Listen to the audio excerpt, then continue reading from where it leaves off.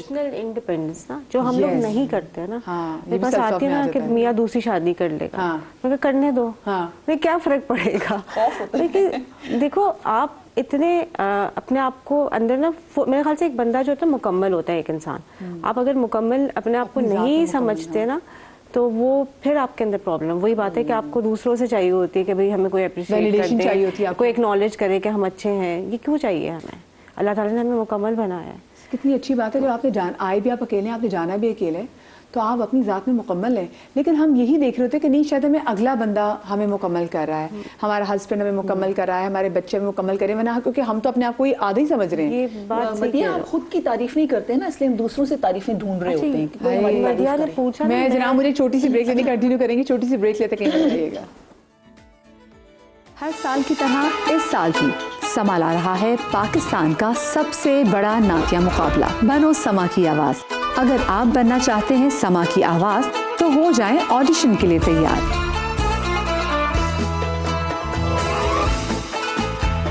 पाकिस्तान के 7 बड़े शहरों कराची, लाहौर, इस्लामाबाद, पेशावर, फैसलाबाद, मुल्तान और कोयटा में 31 जनवरी और 1 फरवरी सुबह 11 बजे से शाम 5 बजे तक। दीगर तफसीलात के लिए दिए गए नंबर पर राब्ता करें 03198189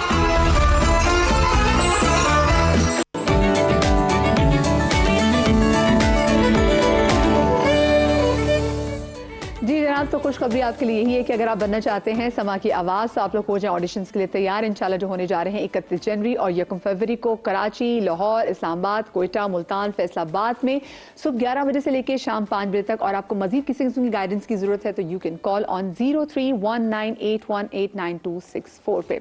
आज का मेरा शो है जनाब सेल्फ लव के वाले से, जो हम में से बहुत सारी खवातीन को पता ही नहीं है। जिन लोगों को आज के इस दौर में सेल्फ लव का पता है, जैसे हमारी जनजी को पता है और ये हमारी जनरेशन अल्फा जो है और जो जनरेशन बीटा जो 2026 में पैदा होगी, जनाब हमें इनको इस किस्म के किसी लेक्चर की जरूरत नहीं देने की जरूरत होगी कि सेल्फ लव सीखो, क्योंकि उनमें ऑलरेडी बहुत होगा। बल्कि कहीं कहीं ये डर होगा कि ऐसा ना हो कि सेल्फ ऑब्सेशन और सेल्फिशनेस भी आ जाए, तो हमें इसका भी ख्याल करना है। तो ब्रेक पर जाने से पहले मैं ये सवाल पूछ रही थी कि आपको कहाँ ये रियलाइजेशन हुई कि मेरे अंदर सेल्फ लव होना चाहिए, इट्स अ हाई टाइम? मुझे वैसे बचपन से थी मदिया, बचपन से थी। आई रिमेम्बर जब मैं मेडिकल भी करी थी तो ऑल्दो उस वक्त मेरा वेट ज़्यादा था, आपको तो पता है, आपने देखा। एंड कोई मुझे कहता था तुम अच्छी लग रही हो, मैं कहती मैं हमेशा अच्छी लगती हूँ। वो फेज बीच में एक आया था आफ्टर मैरिज, जब मुझे हुआ कि वो सेल्फ सेक्रीफाइस वाली ना कि मियाँ के लिए उठ के सुबह नाश्ता बनाना, वो वाला आया था। फिर आहिस्ता आहिस्ता वो भी ठंडा पड़ गया हल्का से। मैंने रियलाइज बिकॉज आपको ना वही बात है, कोई मेडल आके नहीं देता, गलती फौरन पकड़ लेगा कि आज उसने ये नहीं किया, लेकिन आपको अगर आप सारा वक्त करते रहेंगे तो वो कोई आके नहीं किया। एंड आई ऑल्सो रियलाइज कि जब मैं किसी चीज़ का काम कोई नहीं कर रही ना, तो नोबडी वाज एक्सपेक्टिंग कि वो काम मैं करूँगी, तो that was good because I felt happy and I was like मैं अपने मूड में थी। मेरे लिए बहुत इंपॉर्टेंट था बिकॉज मुझे अपना काम अच्छा लगता है, तो आप जो भी काम करें आप उसमें खुश हो, तो मैं काम तो एंजॉय करती हूँ। बट अगर मुझे कोई एक्स्ट्रा बर्डन, इवन तो मुझे करने में मुश्किल नहीं होती, बट आई गेट एंशियस। वही बात जैसे की थी कि अगर आप नहीं कर सकते, यू नॉट कंफर्टेबल, आपकी बॉडी सिग्नल देती है, यू बिकम एंशियस, तो आई एम नॉट हैप्पी। फिर मेरे बच्चे को गुस्सा, क्योंकि मैं उनको डांटना शुरू कर देती हूँ, बड़ा आएगा उसको डांट दूंगी। बच्चों पे निकलता माँ का गुस्सा यूजुअली। तो जो आप जेन जी की बात कर रहे हो, मेरी बेटी वो तो बोल देती है, मैं उसको कभी गुस्सा कर रही होंगी ना कुछ करते हुए, मैं कहूँगी तुम्हारे लिए तो कर रही हूँ, कहती आई डोंट वांट दिस, आप मुझे हग करें, आप मुझसे बातें करें, गॉसिप करते हैं आके।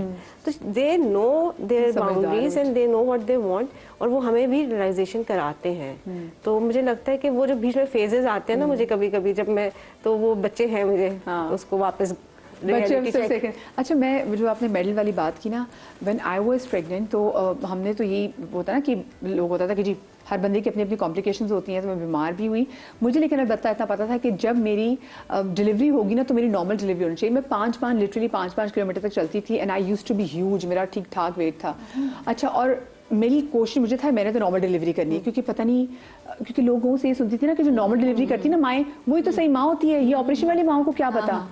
अब वो मेरे दिमाग में ये था कि नहीं, नॉर्मल डिलीवरी क्यों, अपने लिए नहीं, ताकि लोग मुझे कहें कि देखो ये अच्छी माँ है। मेडल, जैसे आपने कहा ना कि मेडल तो कहीं से भी नहीं मिलता। मेरी इतनी कॉम्प्लिकेटेड डिलीवरी थी, मैं पहले भी बता चुकी हूँ कि डॉक्टर को एंड में करना ही पड़ा सी सेक्शन, क्योंकि मैं और मेरा बेटा हम दोनों ही शायद आज बैठी ना होती मैं यहाँ पे और मेरे पे पता नहीं कितने शोज होके खत्म हो चुके मुझे याद है कि बिल्कुल लास्ट के जो थे उसमें you were very upset and मध्या का था कि बस किसी तरीके से नॉर्मल हो जाए। हाँ, मुझे यही था। नॉट ओनली नॉर्मल, जब लेबर पेन लेते हैं ना, कहते हैं माँ ने देखो इतनी तकलीफ से पैदा किया है मैंने तुम्हें। अच्छा, और मुझे वो सब बोले कि एपिड्यूरल, मैंने कहा नहीं एपिड्यूरल नहीं लगवाना। क्यों? मैंने कहा नहीं एपिड्यूरल लगवाऊंगी तो ये कौन सी माँ हूँ। मुझे सब लोगों ने कहा एपिड्यूरल लगवा लेना, क्योंकि बहुत हाँ थोड़ा सही हो जाता है, थकते नहीं हो। हाँ 36 आवर्स के बाद जब मेरा बच्चा पैदा हुआ तो उसके बाद अब मुझे 36 आवर्स की पेन के बाद, वो भी आर्टिफिशियल पेन, क्योंकि मेरा जो वाटर बैग था वो रख चुका था। तो मैं फिर आपको बताऊं, मुझे अब क्योंकि मेरे में गिल्ट था कि मेरा ऑपरेशन हो गया, मैंने तो इतनी वॉक की थी, अब मैं लोगों को क्या फेस करूंगी कि मैं भी उन माओं में आऊंगी जिनका ऑपरेशन होता है। ये मैंने सुनी हुई थी बातें। फिर यकीन माने डॉक्टर ने कहा था आपने आराम से ना करके चीज़ अपने आप को मैनेज करना है, आराम से चलना है थोड़ा सा। मुझे डॉक्टर ने पहले दिन कहा, मैं रूम से निकाल के बोला कि आप यहाँ से लेके इधर तक वॉक करके वापस आ जाएं, लेकिन मैंने कहा नहीं, मैं तो इतनी, ऐसे कैसे हो सकता है। तो मैं चल के और आगे चली गई और वहां जाके गिर गई। मैं इतनी ट्रॉमेटाइज थी, मैं आपको बता नहीं सकती। मेरी प्रेगनेंसी और मेरी डिलीवरी बहुत तकलीफ दी थी मेरे लिए। फिर मुझे था मैंने रेस्ट नहीं करना, क्योंकि लोग ये कहते थे देखा ये जो ऑपरेशन वाली माँ होती है ना, ये बेड पे पड़ जाती हैं। तो कोई बात नहीं, अगर पड़ जाती, मुझे उस वक्त तो नहीं पता था। मैंने कहा नहीं, मैंने बेड पे नहीं पड़ना। और यकीन माने मैं खुद चीज़ें उठा के हर चीज़ खुद कर लेती थी। किसी के लिए शॉपिंग करनी है तो चलो मैं शॉपिंग भी साथ में करके आ रही होती थी कि नहीं बस मुझे चलना है, मैं एक्टिव माँ हूँ, मैं नहीं बेड पे पड़ने वाली माँ। यकीन माने 2 साल तक मेरी बॉडी ऐसी हो गई थी कि अगर मैं ज़मीन पे बैठती थी ना, पहले तो बैठा नहीं जाता था, तो जब मैं खड़ी होती थी मैं अपने आप को समेट के खड़ी होती थी। और मैं अभी तक अपने आप को कर्ज करती हूँ। बड़े बुजुर्ग तो बातें करते हैं, मेरा अपना दिमाग कहाँ था। 2 साल मेरी बॉडी ने वैसा रिस्पॉन्ड नहीं किया जैसे मैं चाहती थी। मध्य में बहुत मजे की एक बात बताऊं। हाँ, और मेडल मुझे थोड़ी मिला। मेडल तो मैंने जब लोगों से कहा, मैंने कहा मुझे आपने बताया नहीं रेस्ट करना, तो उन्होंने कहा तुम्हारी माँ तुम्हें बता देती। मैंने कहा मेरी माँ तो खुद बीमार थी। आपको मेडल मिला, हेल्थ खराब कर गई। हाँ, हेल्थ मेरे मतलब किसी ने ख्याल मेरा नहीं किया, अब मुझे और किसी ने ख्याल नहीं किया। अब मुझे अंदाजा होता है कि अब देखिए मेरा नाम जो है, मैं आपको छोटी सी मजे की बात बताऊं। ये आपने तो बहुत बड़ी बात बताई कि अपने आपको तकलीफ इतनी पहुंचाई। इंसान को अपने नाम से कितना प्यार होता है बचपन से, आपको उसी नाम से पुकारा जाता है, पहचान बन जाता है। मेरा नाम गजल सिद्दीक इज माय पहचान। मुझे सब लोग इस नाम से जानते थे। जब हम शादी करते हैं तो हम समझते हैं कि एक और सर पे ताज रखना है कि हम अपने हस्बैंड का नाम अपने साथ अटैच जब तक नहीं करेंगे तब तक हम अच्छी बीवी तो नहीं होंगे। अब मेरा शौहर बिल्कुल डिफरेंट मिजाज का एक इंसान, जो कि बिल्कुल आपको फ्रीडम देने वाला, इक्वालिटी देने वाला, अल्हम्दुलिल्लाह is a angel for me.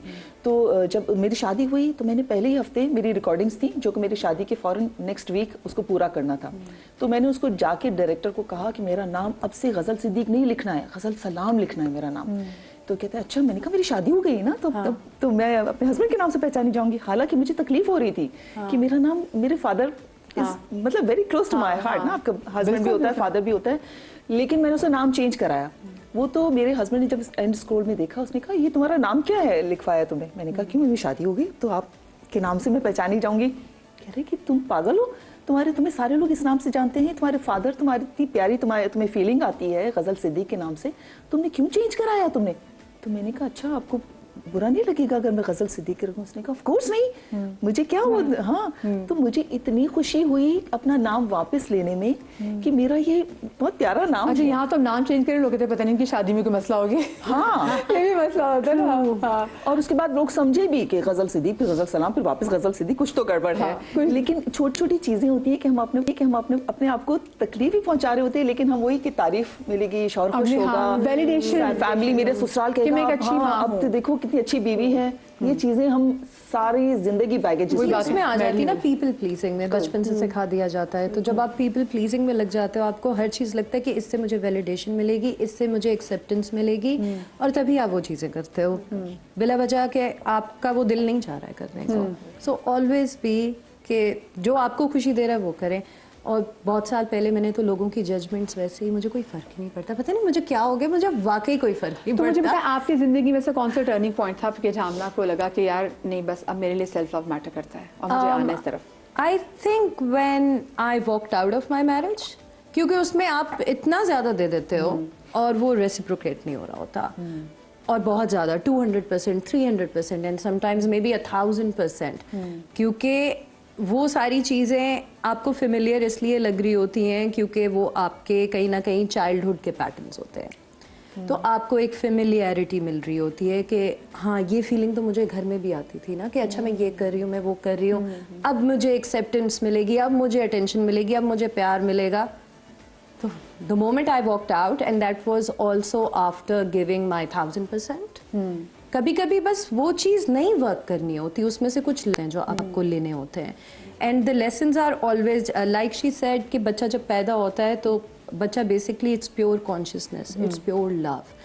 बच्चे की तरफ हम सब क्यों उसको उठाते हैं जाके, क्योंकि वो लव रेडिएट कर रहा होता है। तो जब वो आप पावर अपने अंदर वापस लेके आते हैं, रियलाइजेशन वो होती है कि you should know the power with in you. अच्छा, एंड इट्स ऑलवेज दैट। हम इसको कंटिन्यू करेंगे लेकिन ब्रेक आ गई, छोटी सी ब्रेक के बाद मिलते हैं, कहीं मत जाइएगा।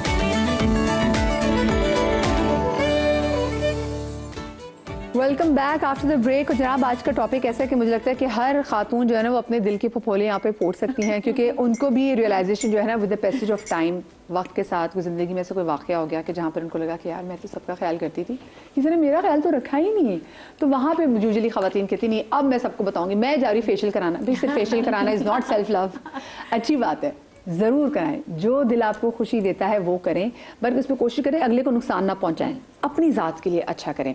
तो ब्रेक पे जाने से पहले मैं आमना आपसे पूछी थी कि आपकी रियलाइजेशन तब हुई जब आपने कहा कि जब शादी खत्म ये हुई। जब मुझे रियलाइज़ हुआ कि मैं तो सब कुछ बाय द बुक कर रही थी, जो मुझे ट्रेडिशनली सिखाया गया था, जो मेरे पेरेंट्स ने मुझे दिखाया था, जो मैंने उनका देखा कि वो क्या हो रहा था, तो then there is something wrong in the system, क्योंकि it didn't work out. It led me to depression, vertigo, 4 slip discs. मैंने कहा अगर ये सब कुछ सही होता तो मेरी बॉडी गिव अप क्यों कर रही है? So I was in the wrong environment. And pain also is your biggest teacher. Pain बुरी चीज नहीं होती। पेन जो होती है वो आपको कुछ सिखा रही होती है, वो आपको पॉइंट आउट करवा रही होती है कि देखो अपने अंदर देखो। So when you go with in तो आप में वो पावर आती है जो आप में होती है ऑलरेडी। अच्छा, एक चीज़ मैं भी, हमारे पीछे डॉक्टर वजाहत जो साइकेट्रिस्ट हमारे शो में आए हुए थे, वो कहते हैं कि मैं आपको एक ऐसी चीज़ बताता हूँ कि जिससे, ये ऑन बता रहे थे कि ऐसी चीज़ बताता हूँ कि जिससे हो सकता है कि जो आपकी मियाँ है वो आपको छोड़ के चले जाएं। तो मैंने कहा है ये कौन सी चीज़ें? अब मैंने सोचा ये जो चीज़ें सुन लेते हैं ये चीज़ें नहीं करनी। उन्होंने कहा आप उनसे बहुत मोहब्बत करें, आप उसको ये अंदाज़ा दिला दें कि आपके बगैर मैं तो कुछ हुई नहीं और आप जब चाहेंगे मैं आपके पीछे खड़ी हूँ। तो मैंने कहा ये तो सब अच्छी बीवियाँ करती हैं और यही तो करना होता है। तो उन्होंने कहा नहीं, क्योंकि आप कहते हैं अब जिंदगी थोड़ी चेंज हो गई है, तो आप कुछ ना कुछ इनसिक्योरिटी से बोले कि नहीं आपकी ज़ात भी मैटर करती है, कि ज़रूरी नहीं कि मैं हर वक्त तुम्हारे लिए अवेलेबल हूँ, मेरे अपने बड़े काम है। तो मैंने कहा बड़ी अजीब सी मुझे बात लगी, बट पहले ज़माने में यही होता है, दिस इज़ ट्रू। क्योंकि जब आप अगले को ये बता दें कि मैं तो हूँ यहाँ पे, आप दुनिया घूम कर आ जाए, मैं तो यहीं बैठी हूँ, तो आपकी वैल्यू तो खत्म हो गई। हाँ, मुझे उस वक्त इतना अजीब लगा। मैंने कहा ये अल्लाह बख्शे मेरी अम्मी जिंदा होती है, मेरी सास जिंदा होती है, तो कहती है ये क्या बात बता दी इसने। लेकिन अब ये साइकेट्री बता रही है कि अब चीज़ें मुख्तलिफ हो गई, तो आपको बिल्कुल अपना 100% जो अगर आप किसी को बता देंगे कि जी मैं आई एम विद यू, तो फिर आप अगला बंदा आपको फॉर ग्रांटेड लेना शुरू कर देते हैं। आप सोचें अगर एक आदमी भी 24 घंटे आपको अटेंशन दे रहा है, हाँ कैसे हो, तो फिर आप भी आपको भी लगेगा ना कि इसने कहा जाना है, मुझे स्पेस दो। बिकॉज अगर उनकी आप पर्सनालिटी से आपको प्यार होता है, अगर एक इंसान अपनी पर्सनालिटी फना करके अपना सारा वक्त आपको दे रहा है, तो फिर उनमें पर्सनालिटी नहीं बची, तो आप प्यार किस चीज़ से करें? एक खाली खोखले इंसान से। तो फिर वो प्यार खत्म हो जाता है, उसको फॉर ग्रांटेड लेते हैं। ओह अच्छा, वैसे आपको रियलाइजेशन कब हुई सेल्फ लव की, या फिर आपने जब साइकेट्रिस्ट जो बन रही थी तो आपने तभी कह लिया कि मैं सेल्फ लव अपने साथ रखूंगी? आई थिंक एक पूरी लाइफ लॉन्ग जर्नी होती है लव को समझने के लिए और इंटरनलाइज करने के लिए। और आई थिंक मैं थोड़ी सी लकी हूँ कि एक यूनिक चीज़ है कि मुझे इतने ज़्यादा लोगों के नज़रिए मिलते हैं।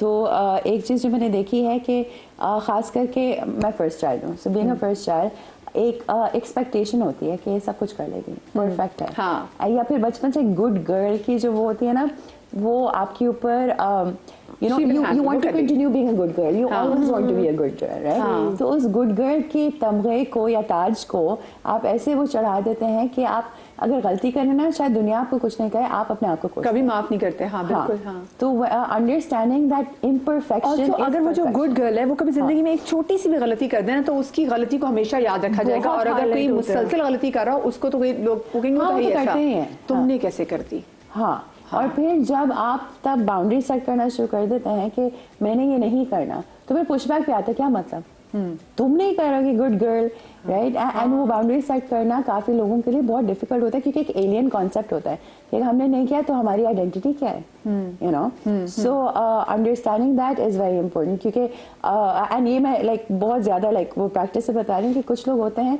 कि वो अपनी सारी जिंदगी इतना और लोगों के लिए करते हैं, उनकी आइडेंटिटी वो बन जाती है। फिर जैसे आपने कहा ना, मेरा ख्याल कौन रख रहा है, तो उन्हें लगता है कि मैंने 10 लोगों का ख्याल रखा, एक इंसान तो मेरा ख्याल रखे। और वो जो एक्सपेक्टेशन होती है जब नहीं मिलती है ना, तो बिटरनेस या रिजेंटमेंट अंदर हो जाती है। जिस तरह होता है ना, आप दावत में जाते हो, कोई कहता है सलाम का जवाब नहीं दिया या आकर सलाम नहीं किया, क्यों? क्योंकि उनके अंदर लगता है हम इतने अच्छे हैं, हमने अपनी फैमिली के लिए इतना सब कुछ किया, हमें कोई सलाम की भी इज्जत नहीं दे रहा, ठीक है, क्योंकि वो अपनी इज्जत शायद करना भूल गए जिंदगी में, और वो चाहते हैं वो लोग उनकी इज्जत करें। तो वो भी एक अगेंस्ट सेल्फ लव चीज आ रही है कि दुनिया मेरी इज्जत करे मगर मैं अपनी नहीं करती। आपने ज़ारा सेल्फ लव कब रियलाइजेशन हुई सेल्फ लव की? आई गेस मैंने तो अभी तक नहीं किया सेम है ना, कोशिश पर देखिए, अगर सेल्फ लव नहीं किया, सबका ख्याल रखा, सबके लिए इतना कुछ किया, तो इसका भी आपको जो है ना अल्लाह ताला सलाह वो, देते हैं। हाँ ये तो है। मैं ये मानती हूँ, क्योंकि देखिए, अगर आप नहीं कर रहे होते, आप दूसरों का बहुत ज़्यादा ख्याल रखें, उनके बारे में सोचें, आउट ऑफ वे जाके करें, तो इसका भी आपको जो है ना ज़रूर मिलता है कि नहीं? बिल्कुल बात तो है। इसलिए पर अब जब विद ज़रूरी भी है, एज व्हेन यू नो, पर आपकी जब हेल्थ कंडीशंस थोड़ी डिटेरियोरेट होती हैं, तो लोग एक्सपेक्ट नहीं करते कि ये भी बीमार हो सकते हैं। ये तो खुद क्योंकि कर आप लेगी। सबके लिए तो इतना कुछ कर रहे होते हैं, और जब आप बीमार हो तो रियलाइजेशन होती है, कहते हैं भाई तुम इतना बीमार रहने लगी हो, तुम ऐसे हो। तो फिर मैंने सोचा नहीं, अपना ख्याल रखना चाहिए। जब आपका दिल चाह रहा है सोने का, आपने पूरा दिन इतना स्ट्रगल किया, काम किया, सब कुछ किया, और बीइंग अ डॉक्टर बहुत रिस्पॉन्सिबिलिटी होती है। आप सिर्फ हॉस्पिटल में नहीं, घर आके भी इतने फैमिली की कोई लोग बीमार हैं, फ्रेंड्स हैं, मतलब फैमिली की भी 100 चीजें टेंशन होती है, बच्चों की टेंशन होती है, हाँ। और आपको हर कोई आउट ऑफ पे जाके रात तो 12 बजे हो, 4 बजे हो, डॉक्टर की कोई लाइफ नहीं है। दे कॉल यू कि भाई अभी इसे ये इमरजेंसी है, इस डॉक्टर का बता दें, ये हेल्प कर दें, तो यू नो आप पूरा वक्त इसमें लगे होते हो। बट इसका सिला ज़रूर मिलता है, इसमें ऐसी कोई बात नहीं है। हाँ। बट ये कि आप अपनी हेल्थ का, अब मैंने सोचा जब नींद आ रही है तो आप सो जाओ, ये नहीं आप अपने आप को थकाओ, क्योंकि देखिए एक टाइम के बाद, शुरू में नहीं पता चलता, एक टाइम के बाद आपको जो है ना वीकनेस होने लगती है, और आपकी बॉडी बता रही होती कि ट्रू इन्फ्लेमेशन। मैं वेट लूज, कभी कभार लगता है मैं बहुत पतली हो गई हूँ, कभी लगता है नहीं मैं तो और मोटी हो गई, क्योंकि इन्फ्लेमेशन बॉडी में, when you don't sleep properly, you don't take care of your diet, you get inflammation, and face पे फ्रेशनेस खत्म हो जाती है।